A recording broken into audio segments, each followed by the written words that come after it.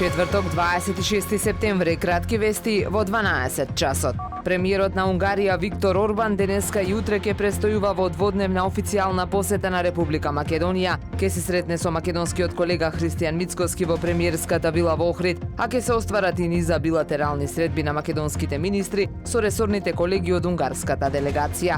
За утре е најавена и заедничка меѓувладина седница. На маргините на посетата Орбан ќе посети неколку од знаменитостите на Охрид. Полицијата во градов ги презема неопходните безбедносни мерки, а за непречено движење на делегацијата има времен режим на сообраќај. Продолжуваат активностите и финалните градежни работи на трговскиот центар Охрид Мол. За сега имињата на потенцијалните закупци не се откриваат, но според наши информации охриѓани и сите посетители на градот за прв пат ќе имаат можност да уживаат во единствено шопинг искуство. Иако е дамнешно барање и желба на охриѓани, се уште во градот нема трговски центар кој би работел во полна сила и со сериозни брендови. Граѓаните ја имаат желбата, а собствениците на капиталот се соочени со реалноста дека градот има се помалку жители и дека инвестицијата многу тешко и долго се враќа со активна работа од 2 до 3 месеци во годината и се поизразен е проблемот со работна сила.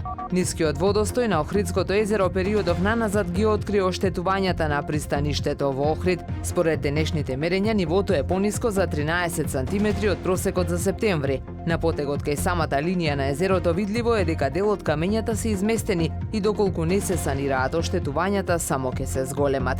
Причина за оштетувањата се секако брановите, но и самата старост. Пристаништето е изградено минатиот век за време на Кралството Југославија во далечната 1938 година.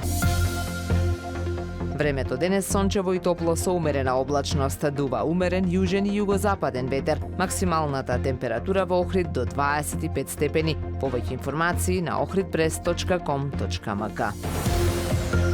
Уредник и водител на вестите Даниела Спасик. Технички реализатор Реджеп Селман.